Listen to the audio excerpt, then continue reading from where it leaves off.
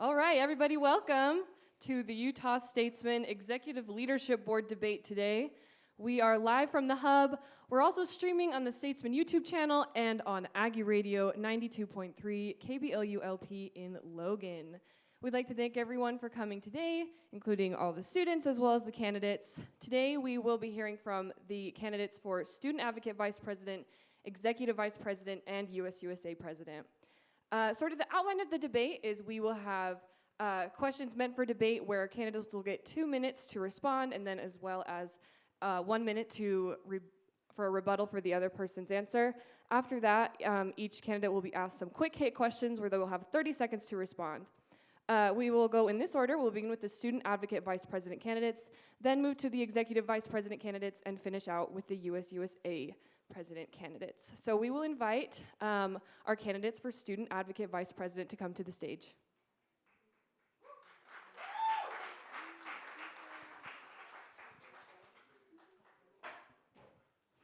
Before we begin with the questions, I'd like to introduce our moderator panel. My name is Darcy Ritchie. I'm the managing editor of The Statesman. With me, I have JC Caldwell, who is our news manager, and Bailey Rigby, our photo manager. All right, so starting with our Student Advocate VP candidates, we have Ethan Conley. He is a junior from Pleasant Grove, Utah, studying political science and international studies. Because Ethan is running unopposed, he will not have to respond to anybody else, but will still get 2 minutes to answer our questions. So we will begin with our first question. Ethan, you're running for re-election. So what is something that you wanted to but did not accomplish this year as Student Advocate Vice President, and what will you change about your approach next year to make it happen? That's a really good question. So something that we've made, I think, a pretty good amount of headway on. We've been working with legislators during this session to pass some sort of resolution or legislation regarding funding for resources for SAVI, so sexual violence and domestic violence advocacy resources, as well as just increased funding for mental health resources. We've had a lot of really good conversations with legislators. We feel like we have a pretty good direction. We just didn't have, I guess, all the pieces and information in front of us in order to pass something during this session. But going forward next year, we think we've got a really good shot. And I could talk about something else. How much time do I have? A minute? Sweet. Okay, cool. So something else that we want to do is market better resources for students to give feedback to officers. Right now, the existing resources like My Voice and Gripe Night are just not very well utilized. So we would love to promote that better, as well as do some more like town hall type events so that students with important concerns can have their voices heard. Okay, great. And next year, the Student Advocate Vice President is not only going to be representing students here in Logan, but now students across the university's 30 campuses and centers. So what adjustments will you make in order to advocate for all of those students across all of our campuses? That's a really good question. So I think it starts with more communication, right? I don't think we communicate almost ever with our counterparts at other states, or at least right now, because the position hasn't, like you said, been statewide. Going forward, communicating on like a couple times a semester basis with our counterparts throughout the state, I think is a really good way to make sure that we're in touch with our students across the state. So yeah, working with them on that, and especially working with them on issues surrounding like the state legislature and issues on campus. So. Great. So we're now going to move into some quick hitter questions. So you'll have 30 seconds to respond to each of these. The time will start as soon as the question has been asked. So to begin, make sure timer is ready. All right. What do you believe is your most important responsibility as a Student Advocate Vice President? I think it's representing students directly to the administration. So I sit on a whole bunch of different committees, things like parking and transportation, the student fee board. And so taking what I learned from students, both in just like my personal relationships and my efforts to reach out through like My Voice, and then taking those voices directly to the administration, I think is by far my most important responsibility. Great. And after serving in this role for 2 years, what do you hope to leave behind as a legacy? It's a good question. I think most important things will be making sure that students from around campus, so throughout the colleges, throughout the different parts of the student body, are well incorporated and feel welcome and included in the USU community. and then also making sure that students feel like they're informed, they know what's going on at the university, and that their voice is well represented. Great. All right, that's all we have for questions, Ethan. Thank you. Thank you. Have a good morning, Aggies. We'd now like to invite the candidates for Executive Vice President to come to the stage. If you're just tuning in, you're listening to this Utah Statesman Executive Leadership Board debate. We will now be hearing from the candidates for Executive Vice President. Our first candidate is Abe Rodriguez, who is a junior from Logan, Utah, studying marketing and journalism. Our other candidate is Sam Shaw, a sophomore from Orem, Utah, studying mechanical engineering. So just a reminder about how the debate will go. We will rotate who answers first. You will have 2 minutes to respond to the question. After both candidates have answered, you will then have 1 minute to respond to the other candidate's answer. And we'll go ahead and get started with the first question. So both of you have a goal to advocate for students on the Student Fee Board. What do you think is the most effective way to advocate for students this way, and how will you implement that if elected? And we'll go ahead and start with Abe. You know, one thing that I've learned in my time just being able to not only read the Executive Council meeting minutes and the Academic Senate meeting minutes, but being able to attend some of them, see how they work, and the discussions that they have. It's come to my knowledge that when it comes to student fees, when we're trying to make any changes or we're trying to expand what we want to do in terms of providing more funding for certain resources that we have, student fees should be the last resort in terms of increasing, because we're already paying a lot, and we want to make sure that you guys are getting the most out of your resources for what you're paying for, and not necessarily be paying more for the resources that you're trying to have access to. And so for myself, it is really just being able to find other ways of being able to find funds that we can have, because at the end of the day, when we want to make a proposal like to the administration, at the end of the day, it is a proposal, and the administration has to say if they want to accept it or not. But that's essentially it. So thank you. And then Sam. Yeah, no, I think this is a very critical question, especially with Executive VP chairing both the Logan and statewide student fee boards. I think that it's not only important to be a proactive leader in talking to students and engaging with students about what they need, the resources that they're using that are provided by student fees, but also seeing where our student fees are going and how these, you know, it's about $497 a semester for students in Logan and $297 for students statewide. That adds up to about $3,706 for 8 semesters in Logan, and around $2,000 for students statewide. That's a lot of money, and making sure that we're best utilizing every cent of that, right? And negotiating how much money is going towards where it's already going and where we can change things around to not only, like Abe said, you know, make sure we're trying not, or making sure not to expand that, but we're also providing positive resources for students. Great. Abe, you have 1 minute to respond. Just a rebuttal? No, I agree with what you said in terms of, again, the fees that we pay in Logan are different from what we pay across other campuses. But like I said, I want to make sure to be a voice for those, especially those such as Eastern. If you guys are watching this, you know, I want to make sure you guys are not at the back burner. You guys, your voices matter, and I want to make sure that you guys are well represented, and that's what I'm going to do to make sure I work hard and understand what your guys' needs are, and see where we could best allocate things. So then, again, you're not paying more for the resources that you have and have accessibility to it. Great. Sam, you also have 1 minute to respond. Thank you. Yeah, Abe here had some wonderful points. Ensuring that student fees don't go up, but they're best utilized for students. Again, we've heard a lot about the new structure of USUSA this year, with the Executive Leadership Board specifically being statewide positions, and we'll continue to hear a lot about that throughout the rest of the election circuit. But there's this critical opportunity to talk to our neighbors to the south at USU Eastern and all of the different campuses in the state to really make sure that they're utilizing those funds, but they're seen throughout our different structures, both through USUSA and through administration as well. Great, thank you. So our next question, the Executive Vice President chairs both the Academic Senate and the University Student Fee Boards. Why are you more qualified to lead these groups than your competitor? And we'll begin with Sam. 2 minutes. Yes, I mentioned this last night in the town hall debate. The executive VP holds this very specific and a very important role of being, like you said, the bridge between the executive council and the academic senate. I've been, talking with a lot of the different candidates for academic senate, as well as meeting with existing academic senators to really understand what their roles are, and not only just planning events for their college, but what their colleges need. And the needs of those colleges and how they can communicate over to executive council. Abe and I have both attended executive council and academic senate meetings in preparation for our elections.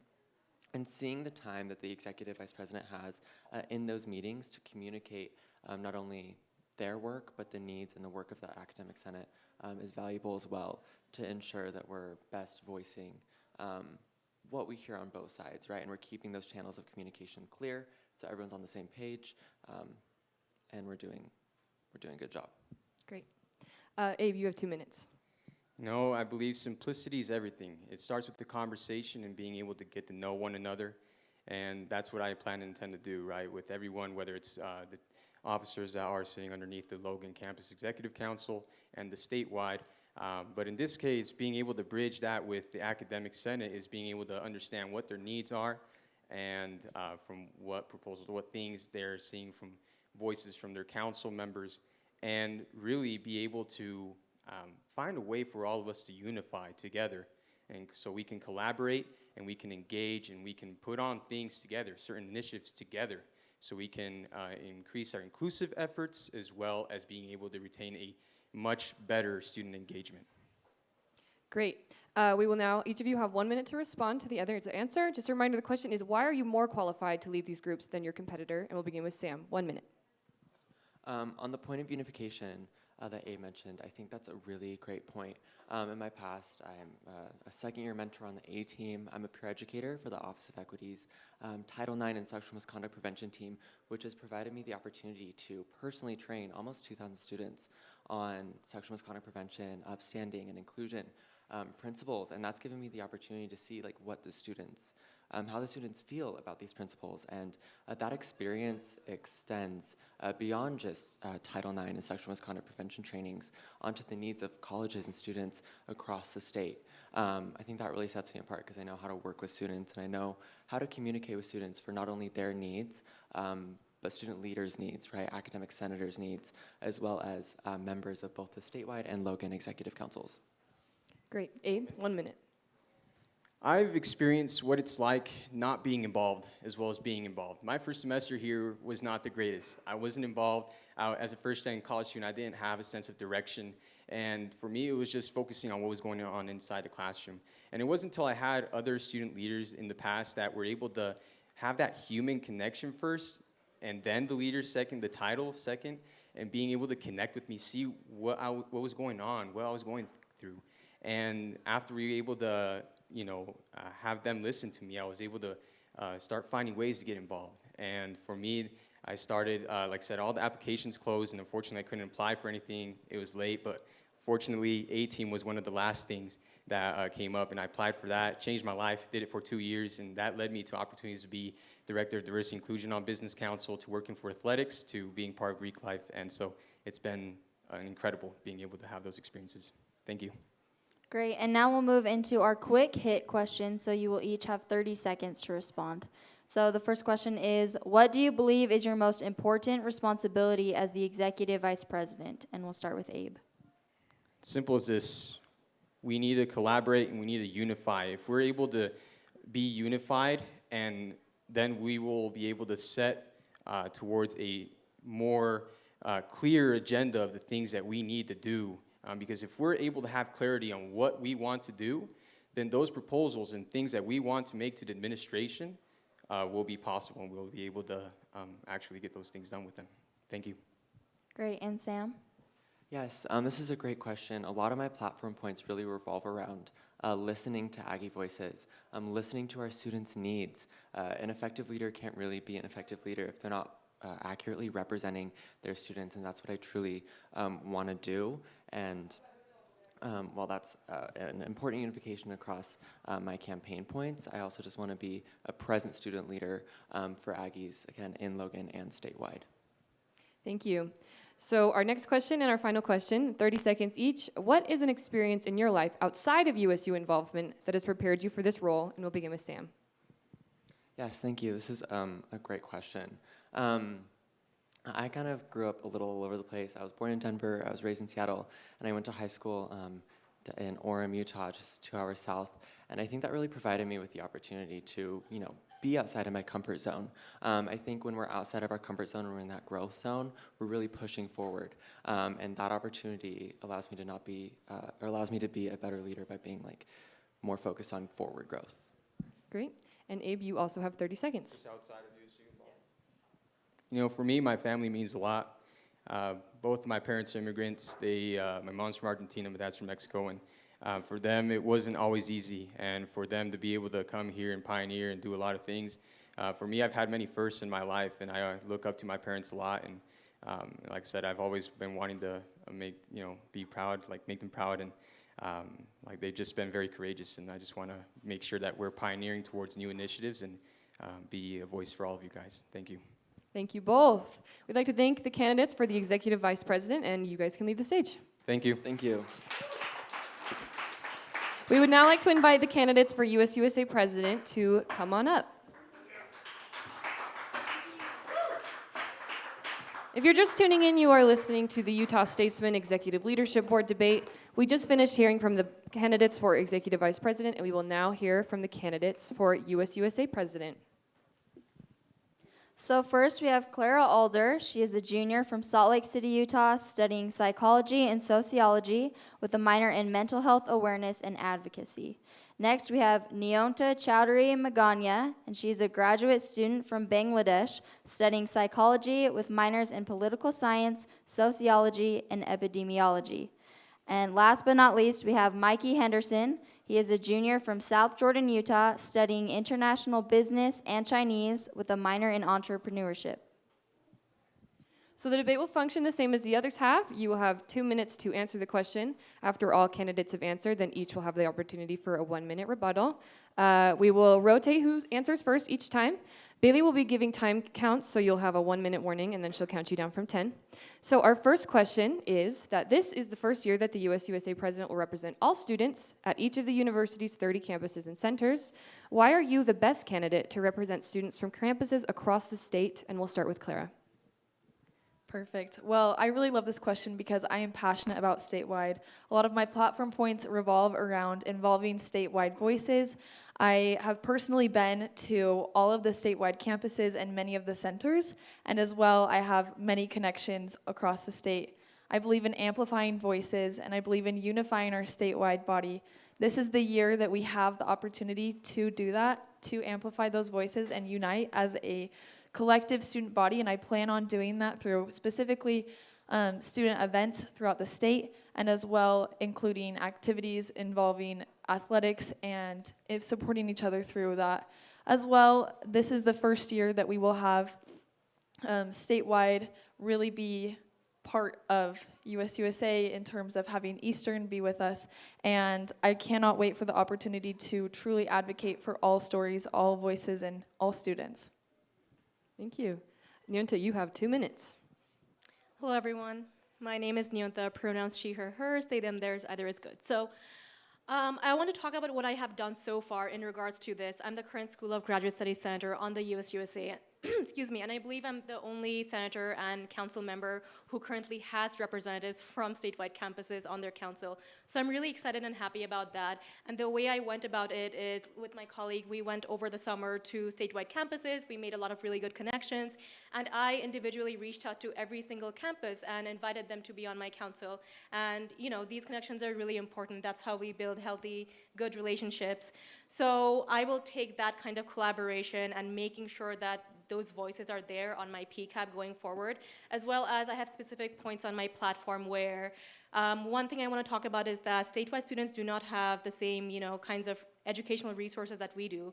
So I want to work on equitable registration. A lot of them have voiced to me personally that they cannot sign up for classes. No, they can sign up for classes, but they can't actually take the classes, which doesn't really make sense. We're all at university for the same reason, education, right? And there's no reason that we should be making certain things inaccessible to statewide. if COVID has taught us anything, it's that classes can be online. So that's something I'm going to be working on, as well as I will have a shuttle for statewide students to come to our campus events because they have specifically told me that this is something they would like. I've also already talked to motor and pool services to coordinate this. We already have the funding for that. Nothing that I have on my platform will come out of student fees or mean a rise in, finances that have to come from us. So I'm really excited about that. And with the shuttle, we will also go to their events if there is interest from our campus to go to their events as well, which I'm sure there will be. So I'm super excited to, for my concrete plans where we will really collaborate with them. Thank you. Thank you. Mikey, you will have 2 minutes. I appreciate it.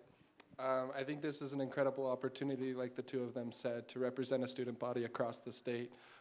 In order to help those voices be heard, we need to talk about the realistic and tangible things that we can do to get that accomplished. With the current system, or what will be in next year, we'll have a vice president at each of these different campuses. I want to use them as much as possible as representatives of us and basically branches of the USUSA board up here. So what we'll do is be able to, we'll have executive board meetings, and we'll include them as much as possible in different initiatives that we're working on, and also when we're trying to get different voices to be heard about different issues that we're seeing around the state. So using them as this propeller and a catalyst to help get our voice and our messages across is going to be huge. On top of that, like they both said, I think it would be incredibly beneficial for us to visit each of these campuses periodically. What it'll do is help them understand that we really do have an interest in what they're trying to do. But we do want to make sure that we use the chain of command so we don't promise things that we can't tangibly or realistically accomplish. So I think using these vice presidents as good representatives as well as voices will be huge. Thank you. So you will each have now 1 minute to respond to what your opponents have said. We'll go in the same order, so we'll begin with Clara.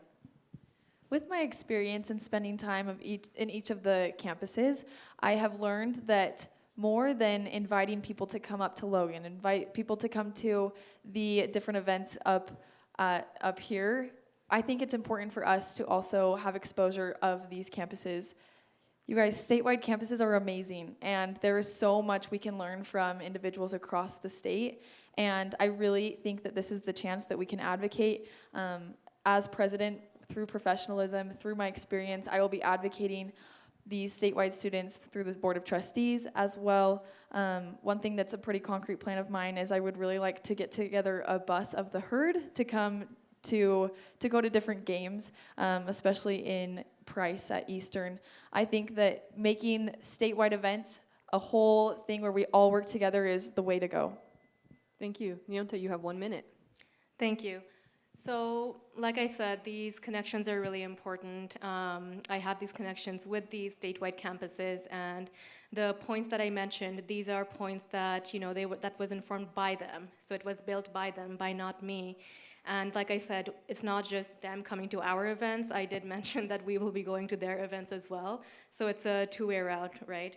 And as for the registration part, that is really important. We can have fun events all we want, but we need to make sure that statewide students are also getting the education they deserve, as well as it's really important to have actual plans than just say that we will advocate and I will support you.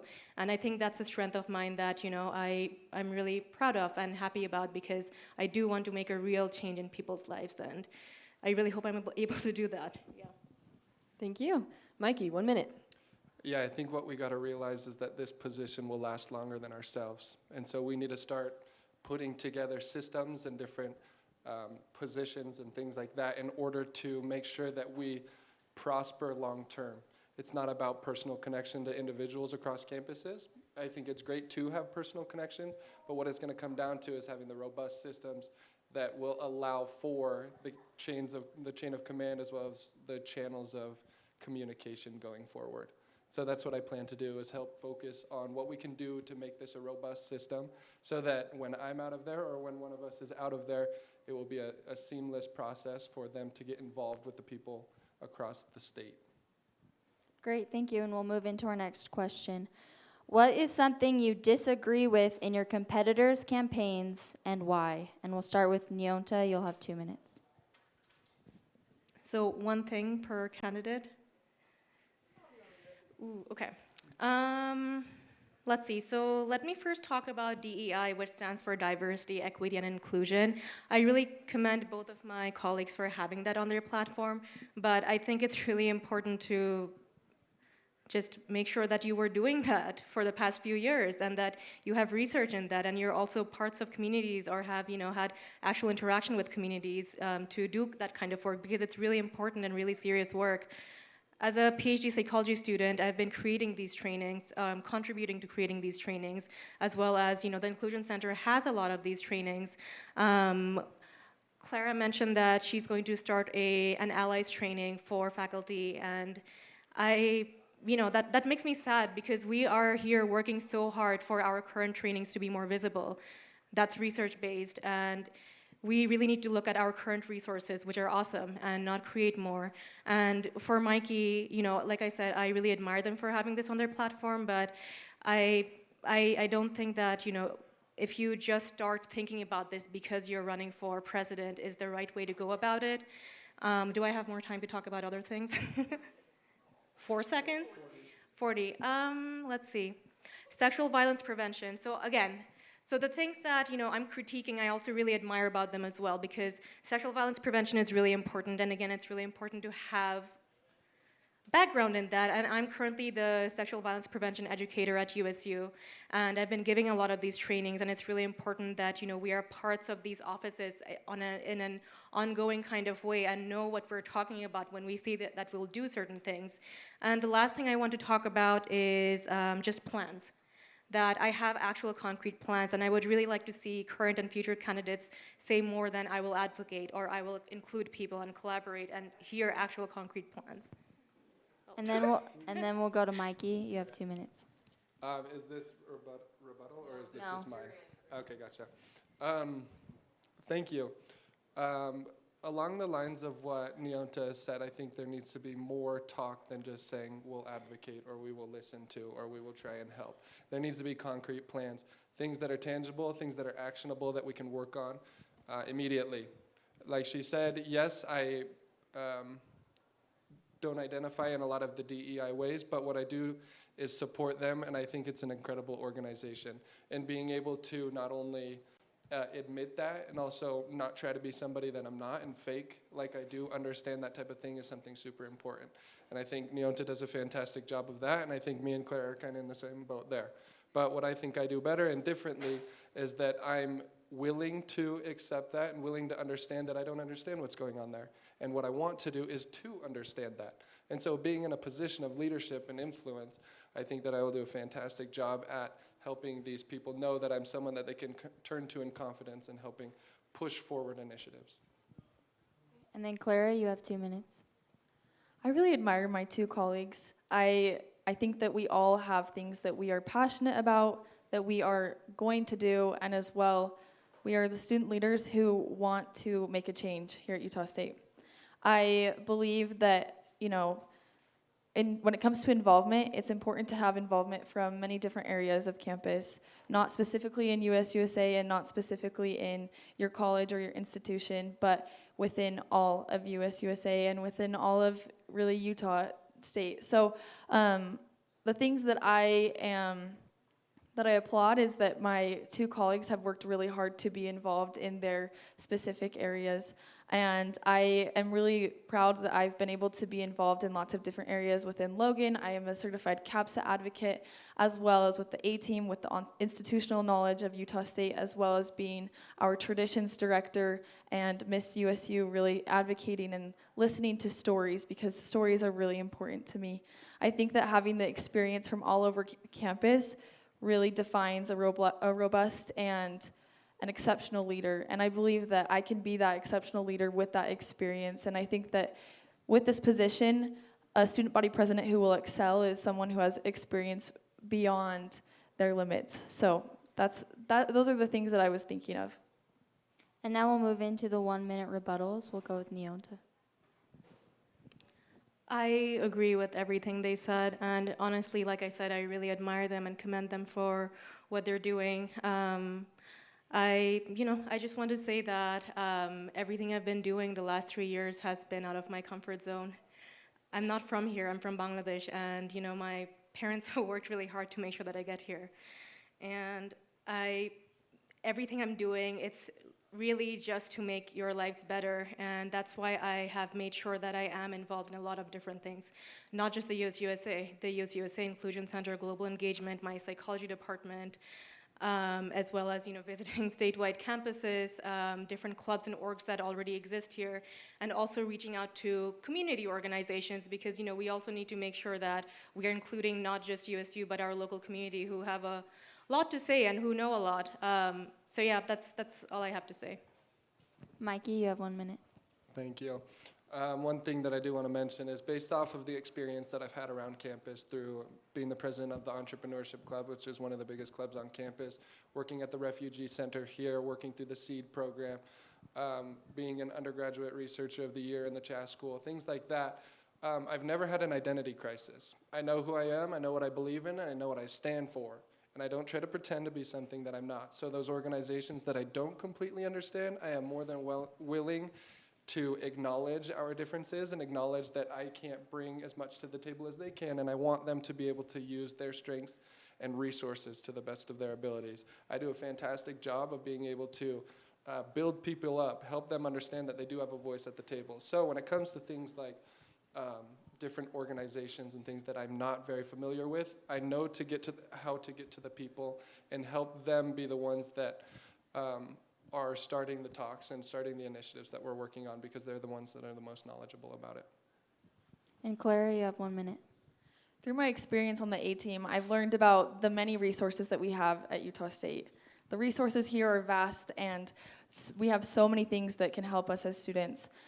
When it comes to creating an ally training, I am really proud of the Inclusion Center, all of the efforts that have been made, and all of the things that we are doing for students. I'd love to amplify that. I'd love to make more education, because when we educate ourselves and when we are able to support each other in the Utah State community, our lives become so much better. I'd love to, amplify it. Amplify, make it bigger, make it something where everyone can have this education, everyone can have this training, and make it something where people are encouraged and excited to become more inclusive and more supportive to the individuals here in this community. Thank you. All right, we'll move into our next question. So many USU students have recently raised concerns about how the university responds to reports of sexual assault. As a representative of these students, what do you think is the best way to address those concerns and work towards a safer USU? And we'll start with Mikey. You have 2 minutes. Thank you. I think one important thing to do is to acknowledge the resources that we already have, see where they're lacking, see what they're doing well. The Savvy office does a fantastic job of advocating for these students and helping. But as you've seen over the last couple of months, they haven't been doing enough in the eyes of a lot of people. What I plan to do is advocate for more funding for them so they will be able to have the resources necessary to get accomplished what they need to. Also, I don't think we do a good enough job of going straight to legal when needed. A lot of the time we try to dance around with ideas of trying to put them through a process that the school has for them or that the Savvy program has, when a lot of the time we just need to go straight to the police. These are serious issues that we need to be worried about. We need to make sure that the victims of these situations are getting the correct and proper treatment, and the people that are the perpetrators need to be convicted of what they're doing and held accountable for what they're doing. So streamlining the process of getting to the police quicker and legal resources is huge for me, as well as funding. Thank you. Clara, you have 2 minutes. Perfect. This is a platform point of mine that I'm very passionate about, and I'm excited that we're talking about this because this is something that I'm currently working on, and I'm planning on making a lot more change with this. I think that, like I said in my last statement, Utah State does have a lot of resources. I would love to increase awareness and accessibility of specifically our sexual assault prevention resources. As I've worked with CAPSA being a certified advocate, I know what this process looks like. And it's much more complicated than what we might understand. As students, we need to feel safe. We need to feel like we have a home, as well as that we have the resources that we might need. So creating more awareness with those resources is really important. As well, creating a student leadership board in terms of having input on the sexual assault resources. We as students, this is an opportunity for us to have more leadership and have more say in the resources, how they're affecting students and how we can amplify them even more. We as students have this opportunity to be leaders within this. You know, we can have action in this, and it's something that I'm passionate about. It's something that many students are passionate about, and I think that when I also sit on the Utah Board of Higher Education Safety and Equity Commission, and Utah State is not the only institution in Utah that doesn't have a perfect track record of this. You know, as I've worked with USHE, I understand from other institutions around Utah the things that they are doing, the things that they want to continue doing. As well as president, I will sit on USA, the Utah. It's the board with all of the it's the board with all of the student body presidents, and we will continue working on this issue. All right, Nyonta, you have 2 minutes. So this is really important to me for many different reasons. I am currently the sexual violence prevention educator at the Office of Equity. So I'm a university employee who trains people on these things and is actively working to raise awareness about it and, you know, against it. My plan is this is my job. I will continue doing my job, and I really, in my presentations, I focus a lot on, you know, the resources that we currently have, because like I said, Utah State University honestly has a lot of really amazing and awesome resources, and what we need to focus on is marketing them better, making sure that people are aware of them. That's something I do, as well as talking about the importance of being an upstander, because sexual violence prevention isn't just about keeping ourselves or keeping you safe, it's about keeping everyone, your community safe. So if you see something wrong, you know, say something, please step up and, you know, step in. As well as we need to hold officers too, but different conversation. We need to hold offices, administrators and perpetrators accountable, because I'm capturing the education component by doing the trainings, but we also need to make sure we have a system for what we do when that education has failed and we still have these instances come out. And to that, I plan to hold administrators and perpetrators accountable. And one way of doing that, I would have a sexual violence prevention subcommittee in my PCAB, President's Cabinet, and they would be, you know, conducting surveys as frequently as possible, as frequently as, you know, is approved and allowed by Student Affairs, to check that, you know, we are keeping our promises, to check that, you know, students are feeling safe, and to get feedback from them for, you know, what do you want to see? How would you like the university to respond? Are your needs being met or not? Thank you. Thank you. Now everyone will have the opportunity for a 1-minute rebuttal. We will begin with Mikey. Thank you. I think we need to understand where our boundaries are in terms of our jurisdiction, what we have responsibility over, and what type of level of influence that we can actually have on issues like that. This is why my plans for increased funding is extremely important, and also going directly to legal, because this is something within my jurisdiction. I will be lobbying with the state in order to get more money to fund these specific organizations. I'm not trying to act like I have the answers. I want the professionals dealing with this, the ones that we hire in order to execute these plans. I want them to be at the forefront of the initiatives and the plans that we put forth. And so by being president, I will be advocating for increased funds, as well as trying to get as much marketing done as possible in order to help others understand where this is coming from. Thank you. Clara, you have 1 minute. I have a few thoughts with this. First of all, I want to recognize that every situation is different, and every situation is as valid from one to the next. And it's really hard to just put a label and say this is the answer that you need. More than that, we need to amplify the understanding and the education of the resources that we do have. You know, supporting students case by case is much more effective than putting a label of this is what you need to do. As well, with student leadership, I am really passionate about the opportunity to bring students into this conversation, bring their advice, their opinions, and as well their leadership, because together we are stronger, and also together we can support each other. And supporting each other through each case-by-case basis is the answer to this problem. Thank you. Nyonta, 1 minute.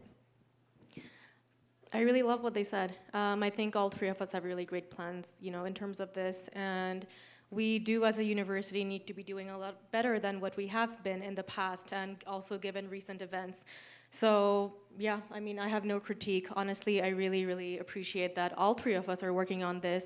I will say that for me personally, I always prefer education over punishment, because if we are going to punishment, we have already failed, like I said earlier. So my focus is going to be to make sure that we're not having these incidents in the first place. And then if we do, then we talk about accountability. But thank you, both of you. This is really important to me, and I'm really glad that we're working on this. Thank you, and we'll move into some of our quick hits questions, so you will each have 30 seconds to respond. The first question is, what do you believe is your most important responsibility as USUSA president? And we'll start with Claire. I love this question. Many things come to mind, but my whole motto in life and my motto with this presidential run is to advocate for all students, all stories, and all voices. As I've learned through my Aggie Stories project as being Miss USU, that everyone has a name and everyone has a story. As president, the most crucial thing that I will do is listen and advocate. More than having an open door policy, I will go to students. I will understand their stories, and we will talk about what is needed. And Neonta, you have 30 seconds. Like my colleague said, just listening to students is really important, and making sure that my platform and whatever I'm working on is informed by you, which it is because I conducted a survey to create it. I also want to say that it's really, I'm privileged and humbled to be able to run for this, because I want to inspire other people. I want to inspire people like me and everyone to know that people like me do belong and that we can make a difference. Thank you. And Mikey, 30 seconds.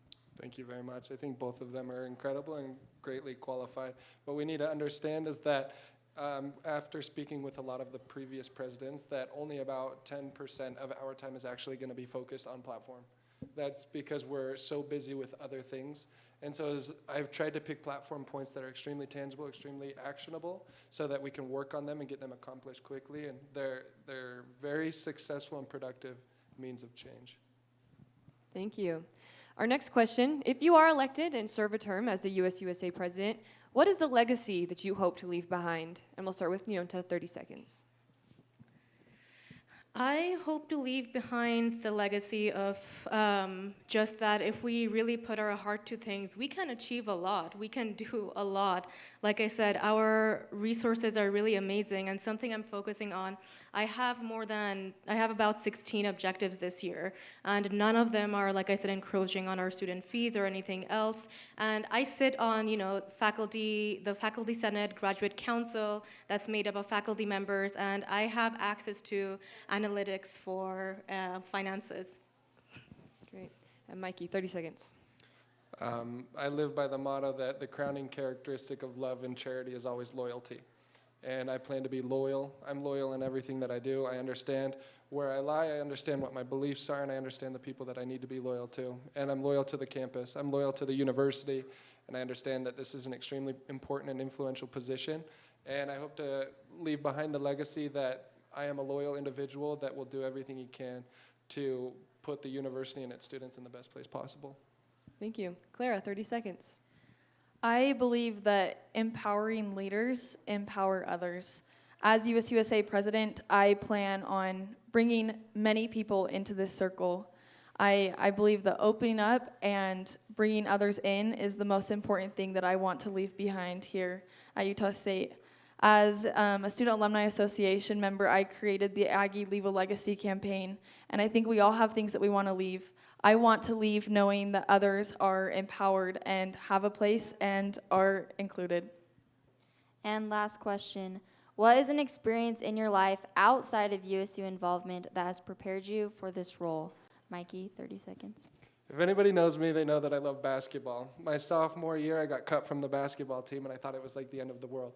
But what it ended up doing for me is helping me to understand that I bring a lot to the table. It helps me to understand that trials are hard, failures are hard, but they're extremely worth it and needed in order to help us grow into the individuals that we're supposed to be. And so I think something like that really helped me to understand who I was as a person so that I could use my strengths to my advantage. Thank you. And Clara?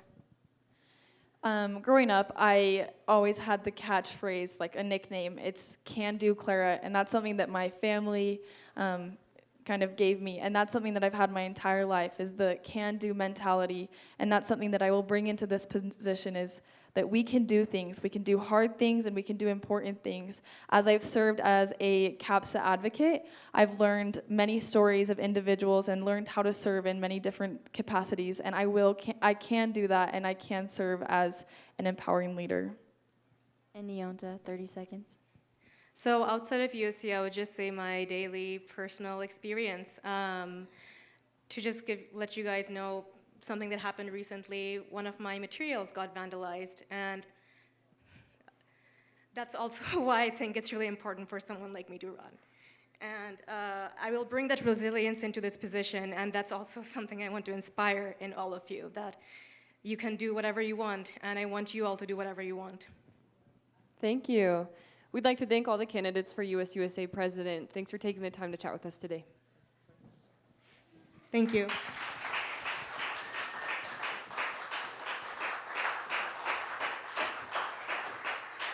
That's the end of our debate today. Just a reminder that voting will remain open until 11:59 tonight. If something in this debate changed your mind about who you want to vote for, remember you can always change your vote until this evening. Results will be announced tomorrow morning, and if necessary, runoff elections will begin on Thursday. Thank you.